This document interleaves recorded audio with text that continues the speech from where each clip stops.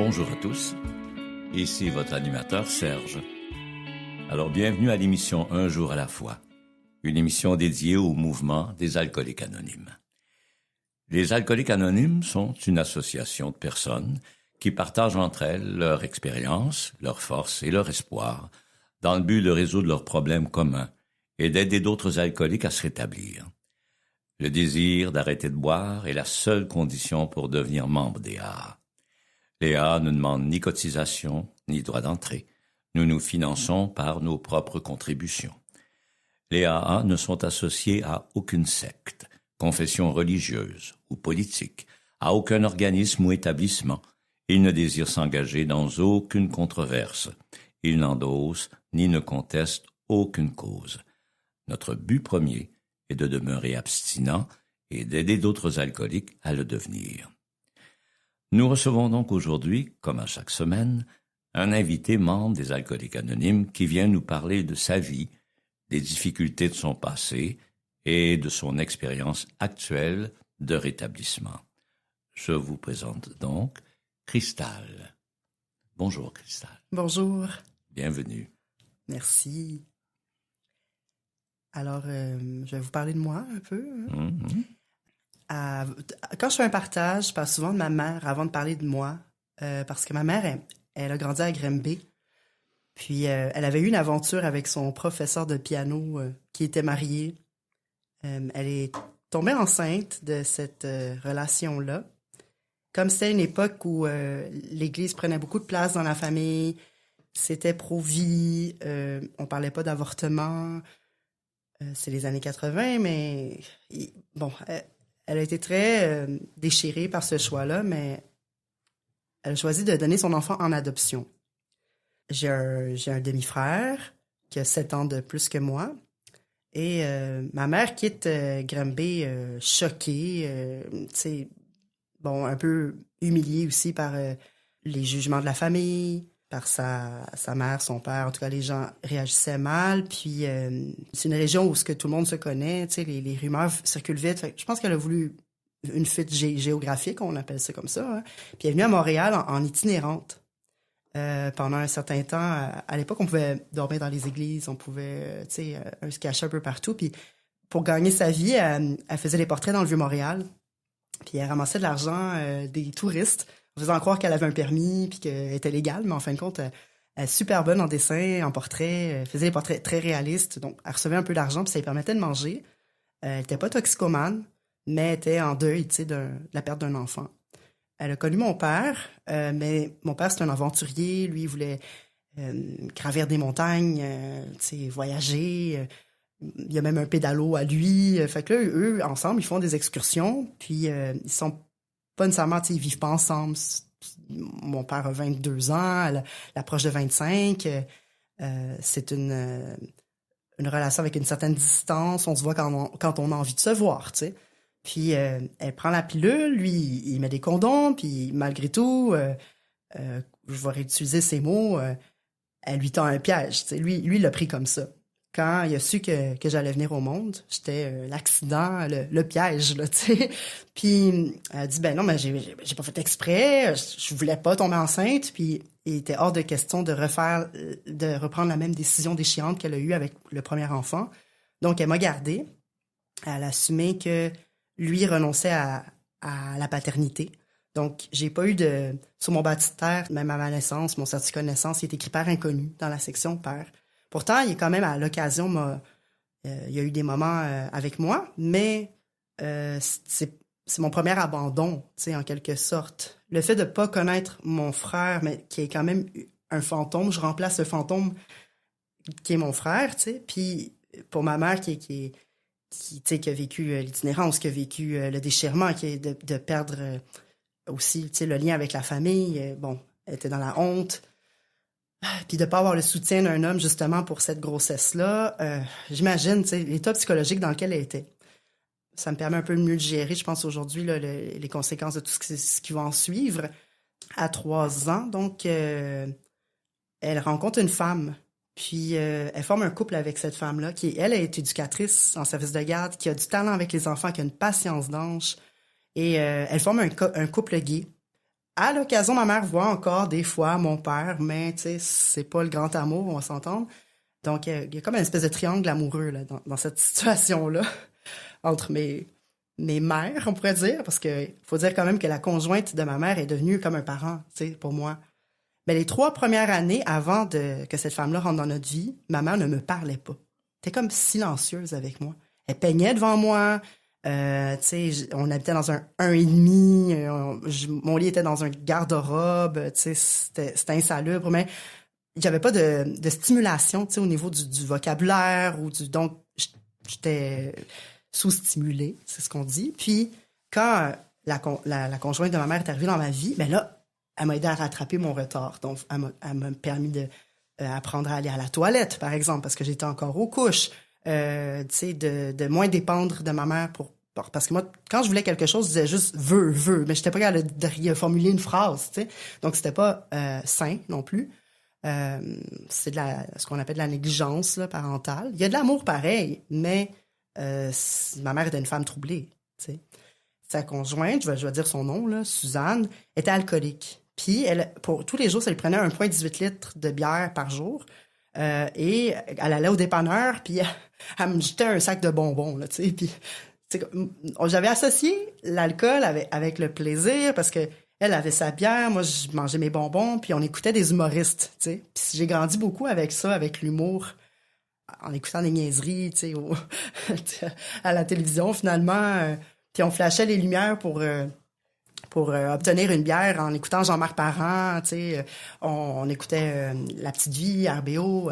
Donc, j'ai associé beaucoup l'alcool au rire, au plaisir de passer du temps en famille, à la télévision aussi. Donc, puis il est arrivé quelque chose de tragique. Là. J'aime pas beaucoup parler de ça. Je vais en parler très rapidement parce que c'est quand même douloureux pour moi. Mon père demande à me rencontrer, à me voir, puis il m'amène en camping. Puis ma mère lui donne la permission de renouer avec moi, d'essayer de se rattraper. Puis là, il pleut, puis on est dans la tente, puis on enlève nos vêtements parce qu'on est tout trempe. Puis finalement, j'ai subi un abus sexuel à ce moment-là. Ça s'est jamais reproduit parce que quand je suis allée au service de garde, que je suis revenue à l'école, j'en parlais à tout le monde. Je disais tous les détails, je disais tout ce qui s'était passé. Donc, ils ont fait un signalement. J'ai eu une protection. Mon témoignage a été pris au sérieux. Donc, mon père, que je considère juste comme un géniteur là, dans ce cas-ci, ben, il a perdu le droit de me rencontrer. À moins d'avoir son père près de lui, d'avoir d'autres adultes pour le surveiller. C'était très malaisant, finalement. Fait que j'ai presque plus de contact après cet épisode-là. Donc, il reste quand même une honte, tu sais, du corps de l'enfant qui est souillé, puis même si ça n'a pas dépassé certaines limites, je veux dire, pour moi, ça reste quand même un peu le démon de mon enfance. Mes parents commencent à se disputer, l'alcool prend de plus en plus de place, on passe de 1,18 litres à deux grosses bières, tu sais, c'est insinueux, hein, ça augmente vite la consommation d'alcool. Puis Suzanne, ben, plus aussi le fun. Là. Moi, je me couche plus tard aussi parce que je suis plus vieille. Puis avant, je me couchais à 7h30. Là, je la voyais pas en pactée. Je voyais juste le côté, j'appelle ça pompette. T'sais, moi, j'aurais voulu être pompette toute ma vie. Là. C'était le meilleur état. Là. T'sais, 1 verre, 2 verres, t'es joyeux, t'es sociable, tu t'aimes tout le monde, tu penses pas à tes problèmes. Mais après, quand on embarque 3, 4, 5, 6, les consommations augmentent. Là, on tombe dans un état plus de dépression, de plus de filtre dans ce qu'on dit. Donc, il y avait beaucoup de conflits, tu sais, puis j'étais témoin de ça. Je savais pas qu'il y avait des conflits comme ça avant. Ma mère veut quitter sa copine. Comme ils sont pas officiellement les deux mes parents, ben, c'est juste ma mère qui a la garde. Mais elle me dit, tu peux aller voir Suzanne quand tu veux. Quand je vais voir Suzanne, je vois que Suzanne est très sombre, très, tu sais, vraiment détruite par la séparation. Elle fait une tentative de suicide. C'est pas moi qui l'a trouvée, mais j'ai été appelée par sa filleule, puis elle m'a dit aide-la, tu sais, sauve-la, fais ce que tu peux, tu sais. Bon, moi, c'est comme si tu me dis t'es responsable de redonner le goût de vivre à quelqu'un qui en a plus. Je l'aime vraiment beaucoup, je suis troublée avec ça, je vais au secondaire, ça fait pas longtemps que je suis au secondaire, j'ai pas encore commencé à consommer, Mais ça arrive vite. Disons que mes amis commencent à me proposer, on va aller on peut faire un party. J'allais avoir 14 ans, fait qu'on voulait faire un gros party chez moi. Dès mes premiers parties, dans le fond, moi, je vomissais ou je perdais connaissance, puis on me traînait dans mon lit. Puis j'ai même des gens autour de moi qui me disaient, bois pas, ça te fait pas, tu le gères pas, tu sais. J'ai quand même cette tension-là en moi, un mal-être tellement lourd. Tu sais, je porte la souffrance de ma mère, je porte l'inceste, je porte, tu sais, un frère que ça a pris du temps que ma mère dise que j'avais eu un frère. Elle a attendu que j'aie l'âge qu'elle pense que je suis en mesure de comprendre sa décision vers 12-13 ans, là, tu sais. Puis là, elle m'annonce ça. Moi, je regardais les émissions là, de Claire Lamarche, les retrouvailles pour voir si elle allait être à la télé, tu sais, puis me retrouver. Puis à chaque année, je disais, trouve mon frère, je veux le savoir c'est qui. Puis tu sais, elle pouvait juste me dire un nom, puis en fin de compte, ça s'avère que c'est même pas ce nom-là qu'il porte. J'ai bu parce que je tolérais pas mes pensées. Comme une forme de lobotomie. Pour éviter d'avoir à ressasser le passé. Parce que je le faisais continuellement. J'étais souvent en larmes, tu sais. J'étais à un cours de sciences physiques, là, puis j'écrivais dans l'examen, j'avais rien étudié, j'avais des super mauvaises notes à l'école. Ma mère faisait rien. Je commençais à accumuler des bouteilles chez moi, à faire une collection de bouteilles. Je montrais que j'avais fini ma vodka, fini mon rhum, puis elle faisait rien. Je fume du pot à tous les jours, puis là, je tombe juste dans la séduction. Trouver des partenaires avec qui consommer, avec qui ça va me permettre d'avoir accès à ça gratuitement. Mm-hmm. Et je veux juste de l'attention, être aimé, tu sais, dans le fond, ce que je manque.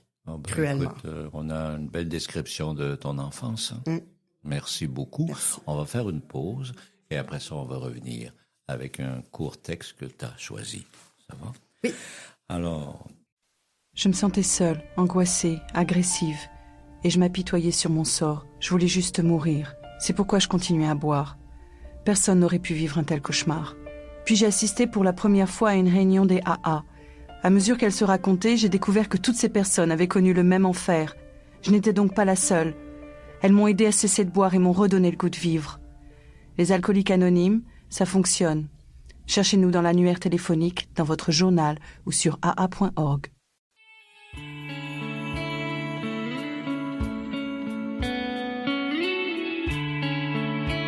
Alors ici Serge, en compagnie de notre invité aujourd'hui, Cristal. Nous sommes de retour à l'émission Un jour à la fois. Alors voici maintenant un court texte inspiré de la littérature AA et ça a été choisi par notre invité Cristal. Donc, en revenant sur les défauts que nous ne sommes pas encore disposés à abandonner, nous devons assouplir les positions radicales que nous avons prises. Nous devrons peut-être dire « je ne peux pas encore me détacher de ceci ». Mais nous ne devrions pas nous dire « jamais je ne me détacherai de ceci ». Il nous est suggéré d'être tout à fait prêts à tendre vers la perfection. Ce mot risque sûrement de suggérer une lointaine échéance. L'alcoolique se dira « rien de plus simple ». Bien sûr que je vais me diriger vers la perfection, mais certainement pas en courant. Je pourrais peut-être retarder à tout jamais de m'attaquer à certains problèmes. Une telle rationalisation, si plaisante soit-elle, devra emprunter le même chemin que les autres.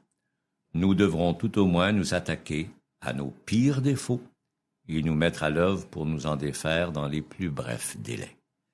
Si nous disons non jamais, notre esprit se ferme à la grâce de Dieu.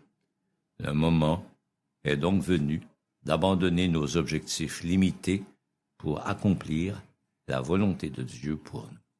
Voilà Merci. Le texte que Cristal a choisi et qu'elle va commenter. Comme marraine, quand j'accompagne des jeunes femmes qui veulent arrêter de consommer, je leur fais écrire une liste de défauts, puis je dis même des étiquettes, par exemple, que tu as déjà reçues. Tu sais, par exemple, les reproches que tes parents te faisaient. Souvent, on est très dur avec nous-mêmes. Hein. On se tape beaucoup sur la tête. Là. On se dit beaucoup de choses douloureuses. des reproches que des amis nous ont fait ou que des ex nous ont dit quand on les a quittés. Et puis souvent, c'est ça, c'est inscrit en nous. Puis on pense que c'est ce qu'on doit incarner parce que on vit avec ça, tu sais. Alors que avec Alcoolique Anonyme, on apprend que non, t'as le pouvoir de changer ces choses-là. Que tu peux polir ta pierre précieuse, tu sais. Devenir une meilleure version de toi-même. Moi, j'ai partagé à Bordeaux, souvent, je suis allée rencontrer les prisonniers, je leur dis, tu sais, d'entrée de jeu, je pense que peu importe ce que tu as fait, tu as la capacité aujourd'hui d'être une belle personne. Tu peux te servir de tes erreurs du passé et ne pas les répéter, puis partager, justement, ton expérience, tu sais, pour peut-être faire de la prévention. Puis il y a des merveilleuses personnes, donc je crois que l'être humain, il progresse. Souvent, dans les on dit « Ah, ben tu sais, on n'est pas parfait, on ne viendra pas parfait. » là. Même si on travaille sur nous toute notre vie, jusqu'à notre mort, il n'y aura pas de perfection. Mais ça ne veut pas dire qu'il faut baisser les bras. T'sais. Il faut quand même faire un travail sur soi, beaucoup d'introspection. Et de la manière que je m'y prends, je vais écrire la liste, justement. Après ça, on va déchirer les petits bouts de papier. Parce que le fait de déchirer... À chaque petit, mettons, vous entendez le petit bruit, là. Je vais déchirer que je suis une hypocrite, OK? Mais non, il y a une partie de moi qui aime l'authenticité, qui aime la vérité. Je prenais mon petit papier hypocrite, puis je le brûlais dans un petit chaudron, comme une sorcière. Je le brûlais. Puis, avec ma fiole, puis avec plusieurs fioles que j'ai marrainées, on brûlait nos petits défauts. C'est cette image-là, là, juste de confier aux forces de l'univers. Prends ce défaut-là, que je ne sois plus, par exemple, hypocrite, ou que je ne sois plus infidèle, ou que je ne sois plus agressive, colérique, tu sais, des choses qui sont dures. Par contre, une émotion, c'est pas un défaut. Tu sais, être en colère, être triste, l'émotion est légitime. Puis il y a toujours une manière de l'exprimer qui va être correcte. Si tu t'en sers, mettons, de ta souffrance pour faire de l'art, tu sais, bon, là, on peut s'en servir efficacement. Quand on se débarrasse de on se dépouille de tous ces défauts-là, on doit les remplacer par quelque chose de positif aussi. Donc, on fait la version positive de ce défaut. Par exemple, je vais m'écrire un message au « je » et au « suis », c'est-à-dire que ça va être au présent, comme si je l'étais déjà. Même si j'y crois pas, à force de me répéter, je suis autonome, je suis solidaire, je suis courageuse, je suis ouverte, je suis animée, je suis drôle, je suis lumineuse. À force de me répéter des pensées positives comme ça, je vais être capable d'incarner cette lumière et finalement l'amener dans ma vie, dans mon quotidien. Je crois que la 6e étape, la 7e étape sont très importantes. Et des fois, les membres, ils balayent ça un peu vite fait en se disant, ben, on ne sera jamais parfait. Mais on a quand même un effort à faire et ça, c'est de se surveiller, c'est de se regarder aller.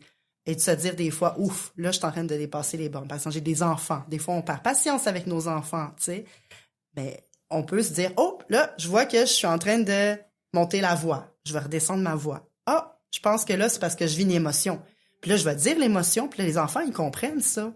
Ah oui, t'es tanné parce que on n'écoute pas ta consigne. Oui, c'est ça. Bon, qu'est-ce que je peux expliquer? Ben, donner l'exemple déjà en partant, juste d'être un exemple, là. Ça a tellement un bel effet sur la famille, dans un milieu de travail, déjà d'être capable de mettre des mots sur des émotions, de communiquer correctement, puis de transformer un défaut en qualité, parce qu'on a toujours la qualité de notre défaut. Voilà. Pour revenir à mon partage, je me suis un peu garée. C'est bien. Donc, la 6e étape, elle est importante pour toi. Oui. Ah, oui. C'est un rituel. Oui, brûler mes défauts, puis incarner la meilleure version de moi-même. En plus, je m'appelle Cristal, fait que tu sais, j'aime bien le petit côté, là, essayer d'incarner quelque chose de clair, quelque chose de transparent, tu sais, de purifier, finalement. Je reviens vraiment là, au point culminant où je suis en pleine consommation. Je bois tous les jours, je fume du pot, je cherche à avoir aussi des petites drogues à tester ici et là. J'ai pas beaucoup d'argent parce que je travaillais pas. Les études, c'était pas ce qui était plus important pour moi. Puis, je vous avais laissé un peu en plan tantôt, mais je parlais d'un examen de sciences physiques que j'avais pas étudié. Puis, je retournais la feuille de l'examen, puis j'écrivais en arrière, j'écrivais ma vie, tu sais, pour que le professeur voit mon cri d'alarme. J'étais très malheureuse. Je faisais beaucoup de recherches sur le développement personnel pour essayer de trouver des recettes du bonheur, puis d'aller porter ça à ma deuxième mère. Tu sais. Et puis j'utilisais beaucoup aussi l'alcool pour provoquer, tu sais, des réactions. Donc je me disais que si ma mère me voyait vraiment, tu sais, en état d'ébriété ou ramener des gars à la maison, ou à un moment donné, elle réagirait puis elle me mettrait un cadre parce que j'avais plus de cadre. Puis à un moment donné, j'arrive chez moi puis il y a même plus d'électricité, tu sais. Elle paye pas les comptes d'hydro. Puis là, elle me dit, faut qu'on change de logement 2 fois, 3 fois, tu sais. C'est comme être déraciné de vivre dans la pauvreté. Je mangeais un repas par jour. Tu sais, là, mes amis, ils s'écroulaient pas dans leur cours, là, mais moi, j'étais la misère à me tenir debout, là, tu sais. Puis je recevais un peu d'argent de mon père, des chèques. C'était juste comme des petits chèques comme ça pour me soutenir, si on veut, là, que j'ai à manger ou quoi. Puis ma mère me disait, fais ce que tu veux avec cet argent-là. Puis finalement, je m'achetais du linge gothique, puis de la drogue, de l'alcool. Tu sais, c'était pas mal à ça que ça me servait. Je veux quand même être une artiste. Tu sais, il y a quelque chose qui me motive dans la vie. J'adore le théâtre, j'ai le talent de ma mère pour dessiner, pour peindre. Toutes mes cours, c'est des cours d'art. Moi, je dessine sur la peau des gens, je dessine sur mes cahiers, je dessine dans mon agenda. Je suis tout le temps en train d'écrire ou de dessiner. Je pense que c'est ça qui m'a gardé en vie. C'est le fait que j'avais des moyens d'expression et qu'on me félicitait. Par exemple, ma professeure d'art plastique me laissait faire des murales dans l'école, des maquillages pour les spectacles de théâtre. Mon prof de théâtre me disait, tu devrais aller au cégep là-dedans, t'es tellement doué. Ma prof d'art plastique me disait, tu devrais aller en art plastique, tu sais. Fait que j'étais comme soutenue, je recevais des prix. C'est ça qui m'a fait finir mon secondaire. De mes 15 à 18 ans, je suis sortie avec un gars qui avait 7 ans de plus que moi, que j'avais rencontré au Mont-Royal. Lui, il faisait pousser du pot avec son père policier. Puis il était recherché, il avait sa photo dans le journal. Puis là, mes amis de classe me disaient « Hey, c'est ton chum qui est recherché par la police. » Puis là, j'étais « Oh mon Dieu, il est chez nous. » C'était le temps des attentats du 11 septembre. Il se passait beaucoup d'affaires cette année-là. Moi, j'écrivais une pièce de théâtre sur la guerre. Ça s'appelait Le mal de vivre, tu sais. Puis mon personnage principal, il se suicidait sur scène, là. Tu sais, à la fin, il fallait fermer les lumières puis on entendait juste un coup de fusil. Puis, tu sais, déjà, la manière que j'écrivais, c'était très obscur. Mes propos, beaucoup en lien avec la mort. Quand je suis terminé mon secondaire, puis ensuite allé au cégep, j'ai rencontré un gars qui avait 11 ans de plus que moi, qui était musicien. Puis là, enfin, j'avais un artiste, tu sais, qui me comprenait, là. On consommait ensemble l'alcool, mais j'avais laissé le pot, j'étais tannée des poteux. Puis moi, on buvait tous les jours et on est rentré dans une secte de spiritisme brésilien qu'il y avait et on étudiait la vie après la mort. J'ai tellement été passionnée pendant 4 ans, les phénomènes paranormaux, les expériences de mort imminente, j'allais chercher des témoignages, j'allais même dans les hôpitaux voir les mourants, puis tu sais, j'avais comme une curiosité morbide, tu sais, mais ça allait de soi avec mon alcoolisme. J'ai été aussi excessive dans ma recherche de comprendre la souffrance humaine, de comprendre le but de la vie, pourquoi finalement à la fin on va tous mourir, tu sais. Puis là je ressassais des idées noires comme ça dans ma tête. Pas que moi je voulais pas faire un passage à l'acte. J'étais très inquiète, tu sais. Tu sais, par exemple, je faisais du Ouija dans le salon, puis là, mon chum arrivait, puis il me disait « Faut pas que tu fasses du Ouija en buvant une bouteille de vin. » Tu sais, puis là, on essayait de se mettre une moralité où si tu fais du spiritisme, tu bois pas, parce que tu vas attirer des mauvais esprits.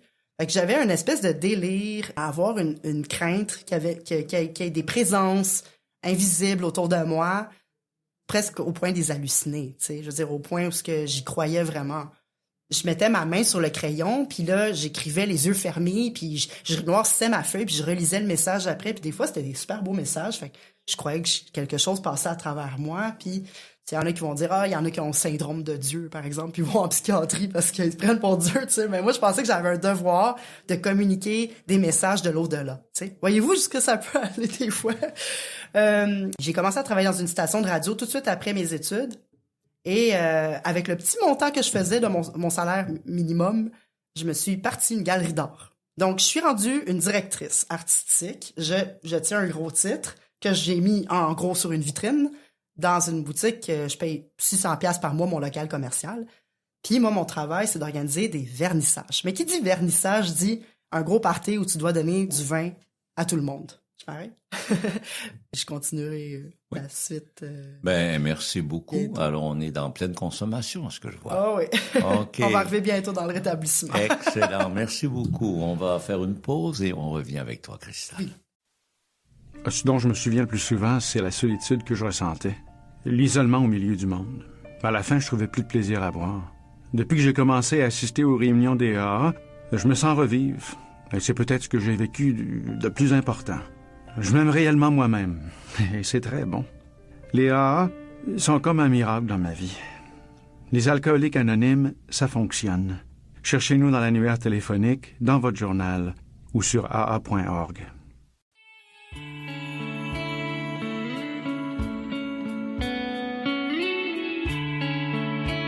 Alors, nous voici de retour, Serge, en compagnie de notre invité Cristal, et on est toujours à l'émission Un jour à la fois. À titre d'information, vous pouvez visiter notre site web à l'adresse suivante, unjouralafois-émission.org. Vous y trouverez toutes nos émissions, des centaines de partages à écouter n'importe où et à n'importe quelle heure du jour et de la nuit.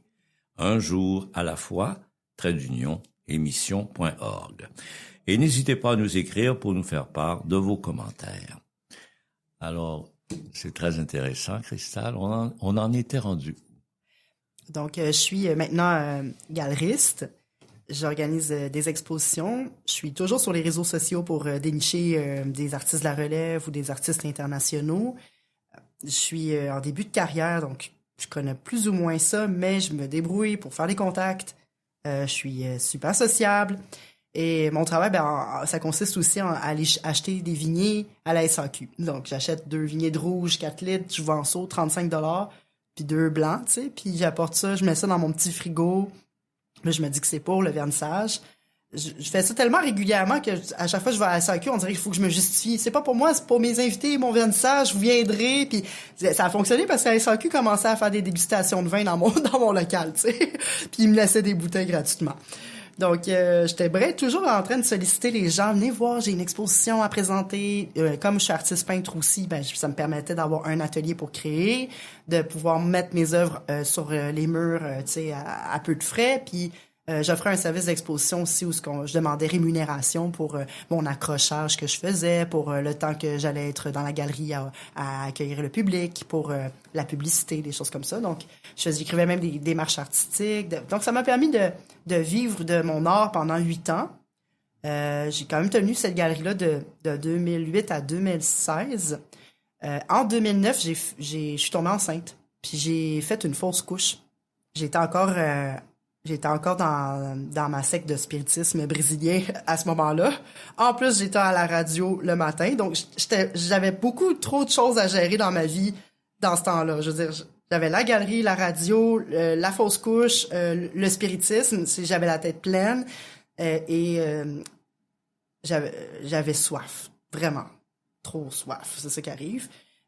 Pourtant, je me levais très, très tôt le matin. J'étais fonctionnelle, j'étais hyper active même. Je pouvais jongler avec plein de choses en même temps. J'ai quand même une grossesse qui a duré 4 mois. Alors, je m'attendais pas à perdre le bébé. Puis j'ai bien mal vécu cette fausse couche-là. T'sais, moi, je pensais que j'avais porté la mort. C'est ça, là. Je le vivais mal. Puis ça a augmenté ma consommation d'alcool par la suite, mais avec une dépression, tu sais. Dépression mal gérée. J'ai consulté un psychologue. Il y en a un qui m'a conseillé fortement d'arrêter de consommer l'alcool. Il m'a dit que c'était un dépresseur puis que ça aidait pas ma cause non plus. Moi, je pensais que c'était ça qui me permettait de me sentir mieux. Moi, j'avais l'impression, en m'auto-médicamentant, dans le fond, que l'alcool, ça me permettait de dédramatiser un peu parce que sinon, j'étais toujours dans une espèce de mal-être, tu sais. Puis là, j'écrivais ma vie dans un journal. Je passais des journées comme juste assis devant des tableaux, seul, à boire du vin, à gratter mes lèvres, puis à écrire dans mon journal. J'ai fini par perdre mon travail à la radio, mais restait encore ma galerie d'art. Mais j'avais quand même de la difficulté à trouver des clients puis à gagner de l'argent correctement. Quand je faisais mes impôts à la fin de l'année, des fois, ça m'arrivait que je me rendais compte que j'avais rien gagné. En fin de compte, vu que j'avais dépensé en local commercial, en assurance, pour tout ce que j'avais dû dépenser. Finalement, ça me rapportait pas grand-chose. Fait que j'étais comme une bénévole. Je me sépare parce que je commence à être infidèle. Je suis trop entourée, je côtoie plein de monde, puis ça arrive que j'ai envie de rencontrer quelqu'un d'autre, de changer un peu mon milieu, puis je me tiens avec des gens qui habitent proche de ma galerie, puis je m'en vais vivre chez eux. Puis eux, c'est comme l'auberge espagnole ou une commune, finalement. Là, tu sais, on est 7 dans un 8,5, c'est ça. Puis on a une salle de bain. Puis il y avait beaucoup de parties dans cette place-là, tu sais. Puis ça me coûtait 300$ par mois, là, habiter là. C'était vraiment pas cher. En plus, je me suis fait un chum, fait que là, ça me coûtait plus rien. Puis là, mon coloc, il achète une grosse caisse de 24, il la met par terre, au milieu du salon, puis il me dit, tu peux t'en prendre. Puis je dis, range ça dans ta chambre, parce que je vais la boire. Il me dit, quoi, tu vas boire quoi? Je dis, ben, toute la caisse, tu sais. Ben non, tu feras pas ça. Je dis, je suis rendu à un point là où je me contrôle plus, puis si tu laisses de l'alcool à ma portée, puis tu me dis que je peux en prendre, ça se pourrait que je passe au travers. Fait que j'aimerais mieux que tu ailles la ranger dans ta chambre. Tu sais, là, je recommençais à prendre conscience que j'avais des débordements, que j'avais une perte de contrôle, que je pouvais plus, tu sais, juste refermer la bouteille puis la remettre au frigo. C'était tout le temps jusqu'à la dernière goutte. Je prenais le sachet du vignet quand le vernissage se terminait, puis j'écrasais le sac de plastique, tu sais, pour avoir la dernière goutte. Là, je le découpais pratiquement, tu sais, c'était comme il fallait pas que je perde un petit peu de l'alcool qui allait finalement m'apaiser. Je perds un peu la carte, tu sais, j'avale mon rince-bouche, ou ben je me trompe puis je prends du décapant pour les ongles au lieu de mon rince-bouche, ou tu sais, je vois que je fais des erreurs que je ferais pas normalement. Puis le soir, quand j'écoute la télévision, je finis par voir juste avec un œil, tu sais, parce que je vois double. Fait qu'il faut que je ferme un œil pour regarder la télévision, parce que je vois double. Tu sais, je suis rendue à ce point-là où c'est plus fonctionnel, là. C'est plus amusant. Tu sais, si je bois pas parce que ça me tente. C'est vraiment une addiction. J'en suis consciente. Puis là, je rencontre des gars sur des sites de rencontres. Là, c'est bien populaire. Tu sais, je veux me trouver un nouveau chum parce que j'ai peur un derrière l'autre. Tu sais, c'est ça qui arrive. Puis je dis au premier rendez-vous, pour être honnête, je suis une alcoolique. C'est pas facile de vivre avec une alcoolique. Je préfère te prévenir.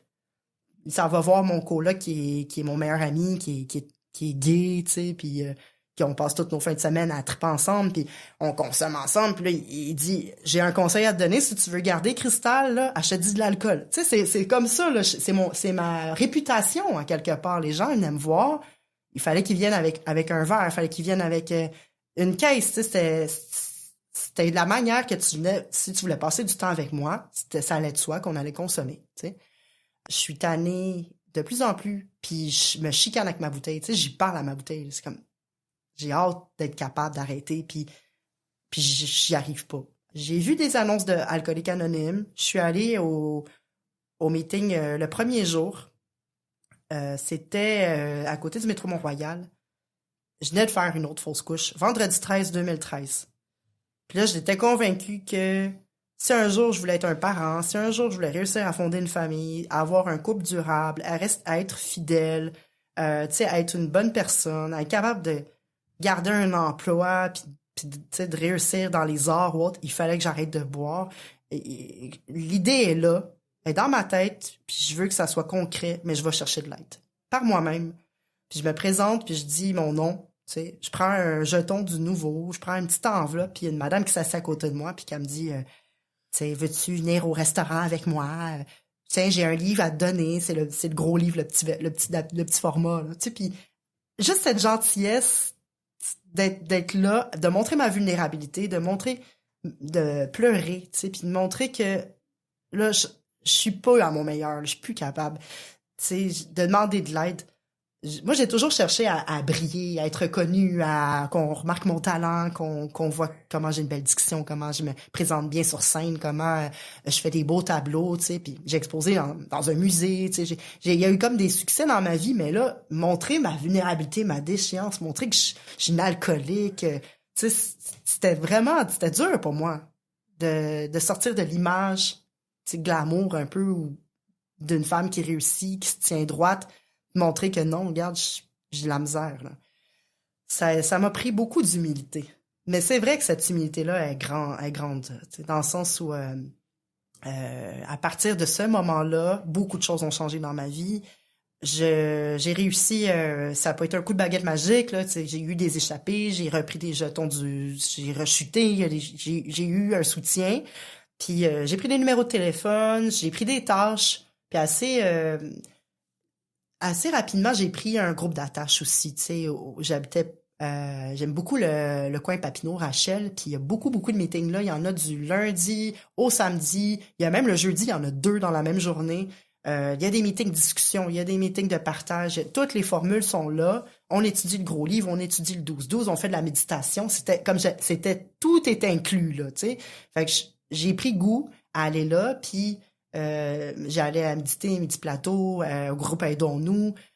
Et je suis devenue amie avec les membres. C'est ça. Maintenant, je dis, quand je vais dans AA, c'est pas seulement pour les étapes, le programme, c'est pour les êtres humains que je trouve là-bas, l'accueil que je reçois. Les gens me prennent dans leurs bras, les gens m'apportent des livres, ils savent qu'il y en a un qui sait que j'aime lire, il m'apporte plein de livres sur l'éducation. Et j'étais enceinte 1 mois après mon premier meeting. Je suis retombée enceinte. Je suis arrivée en janvier 2014, puis en février, j'étais tombée enceinte. Donc, j'étais vraiment arrivée au bon moment et je voulais que cette grossesse-là se passe bien. Et j'ai eu une fille merveilleuse, Roxane, qui a 10 ans aujourd'hui. Puis 2 ans après, j'ai eu un fils, Michael, qui a 8 ans aujourd'hui. Et j'ai eu ces grossesses-là sobres. J'ai amené mes bébés dans les meetings. J'ai allaité dans des meetings avec un petit voile pour me cacher quand même. Il y avait des bébés qui dormaient sur moi dans les meetings. Il y en a qui amènent leur chihuahua, là, mais moi, j'amenais mes bébés. T'sais. Puis j'ai eu beaucoup de soutien parce que quand même, tu vois une femme enceinte arriver dans un meeting, je veux dire, c'est comme les gens, ils viennent tous me voir. Là. Puis on me laissait pas tomber. T'sais. J'ai fermé ma galerie d'art quand j'étais enceinte de mon fils. Puis je me suis consacrée vraiment plus à mon rétablissement puis à mes enfants. J'ai demandé à mon conjoint si ça lui convenait que je sois mère au foyer. Puis il m'a dit « Prends tout le temps qu'il te faut ». Tu sais, lui savait que psychologiquement, j'avais besoin de cette pause-là. Parce que j'étais bien trop travaillante, bien trop tout le temps dans mes projets. Et pour arriver à pas, je pense, pour ne pas rejeter aussi, j'avais besoin de faire beaucoup de meetings, tu sais, de m'impliquer. Fait que ça a été une belle occasion aussi parce que lui, il y a eu 2, dans le fond, vu que moi je travaillais plus, ben lui a pu prendre des congés de paternité. Puis il en a pris 7 mois pour chaque bébé. Fait que savait c'était quoi s'occuper d'un bébé. Ah oui. Oui. Alors, si je comprends bien, le mode de vie. Hein? Oui. Là, tu tombes dans le mode de vie. Oui. Alors, on va en parler après la pause. Parfait. Si tu veux bien. Merci beaucoup. Si l'alcool a perdu de son charme pour toi et si tu ne peux pas arrêter de boire, j'ai fait quelque chose et ma vie a changé. J'ai maintenant des amis qui m'acceptent pour ce que je suis. nous sommes dans l'annuaire téléphonique, votre journal local ou sur le web. Les Alcooliques Anonymes.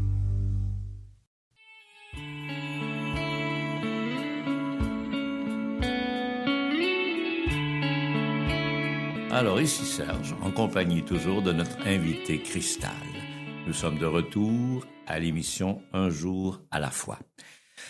Si vous recherchez une réunion des Alcooliques Anonymes, plusieurs solutions s'offrent à vous par téléphone au 1-866-ligne-AA ou si vous préférez, 1-866-544-6322.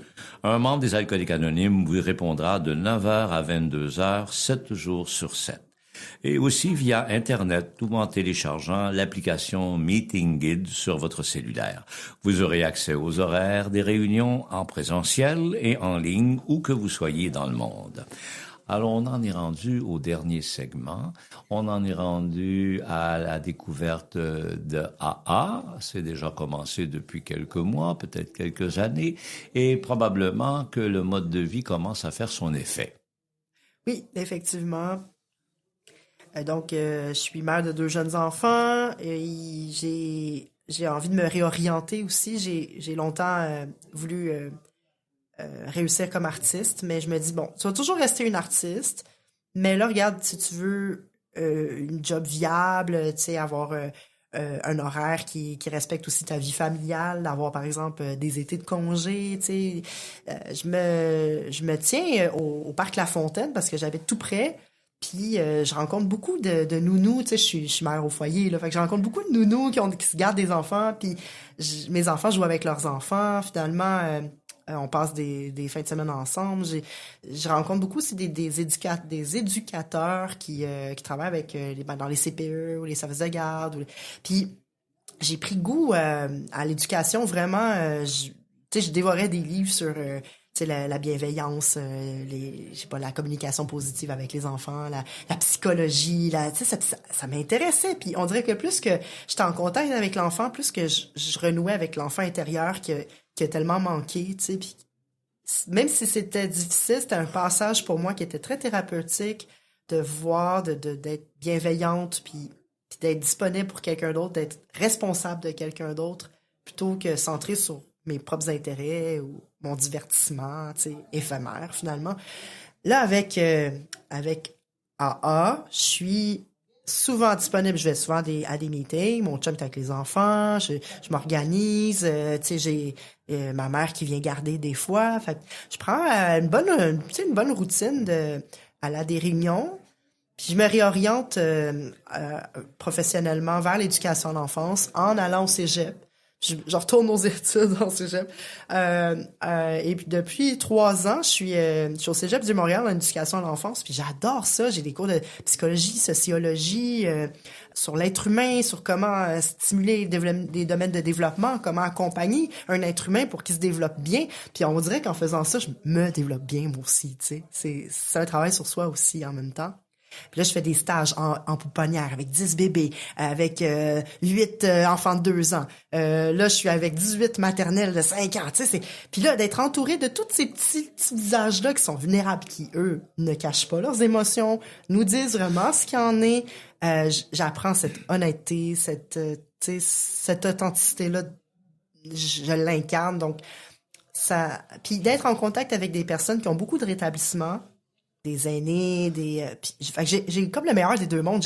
J'ai les sages d'un côté, puis j'ai les enfants de l'autre, puis moi j'arrive au milieu là, tu sais, puis je m'abreuve de cette richesse humaine-là, puis j'écris de la poésie, j'écris encore des pièces de théâtre, j'écris encore tout ce qui me traverse, puis là, j'écoute des partages, puis je prends des notes sur les partages, puis je suis souvent celle qui a l'air d'être l'étudiante là, dans le coin de la salle là, qui note les partages, tu sais, puis après je vais voir la personne, puis je dis c'est-tu correct, tu sais, si j'ai écrit ça, puis je vais aller avec lui, puis tu sais, je lui relis mon texte, puis les gens, ils sont tellement émus quand je fais ça, tu sais. Quand je vais leur donner mes commentaires sur le partage que j'ai entendu ou les notes que j'ai prises ou le poème que j'ai réussi à composer pendant qu'ils partageaient. Puis j'ai ce contact-là, une facilité, tu sais, à intégrer les messages que AA me font, à être sensible à l'humanité, en quelque sorte.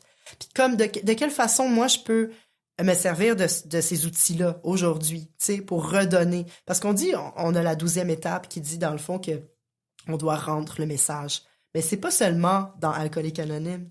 Tu sais, c'est aussi dans la société. Comment tu redeviens un être humain fonctionnel qui peut réintégrer un emploi, puis tu sais, contribuer à ce que la société soit agréable, qu'il y ait de l'harmonie, par exemple, dans ton voisinage. Moi, j'ai demandé à une voisine, est-ce que tu veux que je promène ton chien? Elle me donne l'argent. Je dis, moi, je te donne une toile. Fait que là, tu sais, on continuait comme ça à échanger. Puis j'ai donné vraiment de l'importance, pas seulement à comment moi je me sens, mais qu'est-ce que je peux faire pour que les autres se sentent bien aussi. Partager ces étapes avec des membres, c'est aussi ça allait se rencontrer. On a fait des meetings aussi dans les parcs, tu sais. Puis pendant la pandémie, là, j'ai trouvé ça difficile de rester à jeun. C'était comme plus de meetings, on n'avait plus de salle, on avait juste Zoom, puis ça me tentait pas.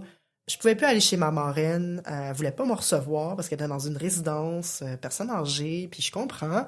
Moi, en tout cas, j'ai vécu ça un peu comme une apocalypse, on va dire, là, dans ma tête qui dramatise. Puis il y avait des banderoles jaunes, danger, dans le parc La Fontaine, sur les modules où ce que mes enfants jouent d'habitude. Tout ce qu'on pouvait se faire, c'était se lancer un frisbee, puis il fallait qu'on soit loin, puis qu'on parle à personne.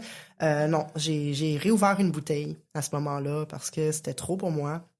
Et je recevais des appels des membres pour me demander est-ce que t'es correct, puis je dis non, j'ai rejeté, je suis pas correct, puis je pense pas que je vais revenir, puis tu sais, il y avait de la rage, puis tu sais, j'étais déçue de la société à ce moment-là, puis 2020-2021 là, ça a été dur, mais il y a des membres qui m'ont dit regarde, on va se réunir, on a le droit là, on va se réunir dans le parc.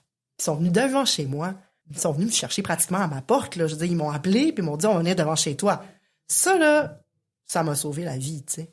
Puis c'est ça la force de AA, c'est la force du nous, tu sais, c'est regarde, même si on n'a plus de salle, même si le gouvernement nous dit qu'on peut pas se voir, on va trouver des solutions quand même pour aller chercher ceux qui sont en rechute, pour aller aider. J'ai senti qu'on m'aimait vraiment. puis qu'on voulait mon bien, tu sais. Fait que 2 semaines après, j'étais redevenu sobre. Ben, c'était pas une belle rechute, là. C'était une rechute où moi, je dis, je bois comme une boulimique, là. Si je bois maintenant, là, je vomis. Mon corps ne peut pas le tolérer. C'est sûr que je vomis ma première bière, tu sais, ou ma deuxième. Mais ça sera pas le fun. Puis, je peux pas boire normalement. J'ai jamais été capable de le faire. Depuis mes premières brosses, j'ai jamais bu normalement. Fait que je vois pas pourquoi m'essayer, tu sais, aujourd'hui, à essayer de prendre un verre de vin dans un 5 à 7, non, ça fonctionne pas pour moi. C'est tout ou rien. Je vois ça un peu comme la cigarette. T'es fumeur ou t'es non-fumeur? T'es buveur ou t'es pas buveur? Ben moi, j'ai décidé que j'étais non-buveuse, comme j'ai décidé que j'étais non-fumeuse, puis que je prenais pas de drogue non plus. Puis c'est bien comme ça. Tu sais, on pense que ça va être plate, des fois, si on arrête de consommer. Mais une fois que t'as arrêté, là, puis que t'es capable de revenir tranquillement là, dans des événements sociaux, puis... Bon, maintenant, je suis rendue à ce stade-là où ce que je peux aller danser dans un bar. Je suis capable. C'est pas tous les membres qui sont capables. Je vais dans les festivals, tout l'été. Je vais dans des cafés de poésie, lire des poèmes avec du monde. Puis des fois, à la table, ben moi je bois pas. Mais il y en a, tu sais, qui vont en boire. Puis ça me dérange pas. Je suis capable de me mélanger avec des gens, toutes sortes de personnes, sans jugement. Puis me dire, ben moi, personnellement, c'est mon choix. J'ai tout simplement arrêté. Je suis capable de me joindre à vous quand même. Puis je fais des blagues, tu sais, je danse au duo, bien plus d'énergie dans le fond. Oui, peut-être qu'à minuit, ça va me tenter d'aller me coucher. Mais quoique, j'ai été dans un rave dernièrement, faire de la peinture en direct, fluorescente, avec une cape lumineuse. C'était un membre qui m'avait invité en plus à cet événement-là.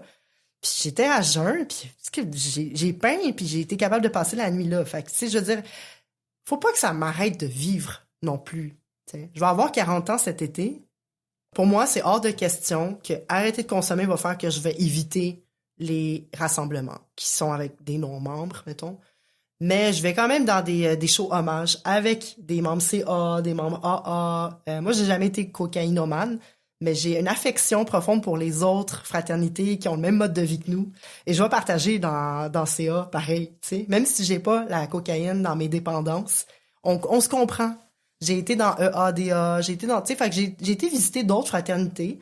C'est vraiment AA, mon port d'attache. Mais je trouve ça vraiment beau, ce que AA a fait, de déployer ses ailes comme ça, puis de finalement influencer plein d'autres groupes de solidarité, tu sais. C'est ça, c'est notre cheval de bataille. Je pense qu'on a un super beau message. Je vais aussi dans des groupes, le groupe Les Philosophes, parce que je suis pas chrétienne. Puis des fois, dans AA, on entend beaucoup Dieu, puis c'est pas que je suis pas croyante, je prie. J'ai besoin des fois de sortir un peu du côté religieux. Comme je vous ai dit, je suis sortie d'une secte aussi, hein, où j'ai été quand même 4 ans vraiment à fond dans des croyances. Puis j'ai besoin d'arriver à un sol qui est plus terre à terre maintenant. Donc, le concret, c'est ma famille, la nature. Je suis militante aussi pour l'environnement. J'ai jamais conduit de voiture. Je fais du compost. J'achète le minimum. J'achète surtout mettons dans des friperies, là, des choses de seconde main. Je suis pour la simplicité volontaire. Ne pas avoir nécessairement un gros salaire, mais avoir du temps de qualité. Puis je les prône, haut et fort, mes valeurs. J'ai pas peur de dire ce que je pense. Avec les philosophes, ben il y a cette possibilité-là de justement parler des choses concrètes sans tomber dans le spirituel, tu sais. La spiritualité, c'est super beau, mais c'est personnel. Puis quand t'as trop de monde qui en parle en même temps, souvent, ça a tendance à devenir comme un débat, tu sais. Puis je trouve que la spiritualité, ça doit être quelque chose que c'est ta vision. Tu le vois comme toi, t'as le goût de le ressentir.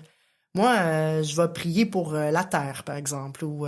tu sais, je vois des arbres, je fais des câlins à des arbres. Parce que là, dernièrement, j'ai des beaux peupliers qui ont été coupés dans mon parc. Puis juste avant qu'ils soient coupés, ben, je vais finir là-dessus dans le fond. J'étais allée en rassemblement, j'ai fait des câlins aux arbres. Fait que pour moi, ce qui est vivant est sacré. Ouais. Voilà. Tout ce qui est vivant. Alors, c'était bon de rencontrer Art pour toi? Oui. Oui. Et c'était bon de t'entendre aussi. Merci. Merci beaucoup, Cristal. Avant de terminer, on va remercier notre technicien et toute l'équipe qui s'occupe de ça, ainsi que toi. Et puis, je vous invite à une prochaine émission d'Un jour à la fois. Maintenant, je m'appelle Serge et on va finir avec la déclaration de la responsabilité. Je suis responsable Si quelqu'un quelque part tend la main en quête d'aide, je veux que celle des A soit là. Et de cela, je suis responsable. Merci beaucoup.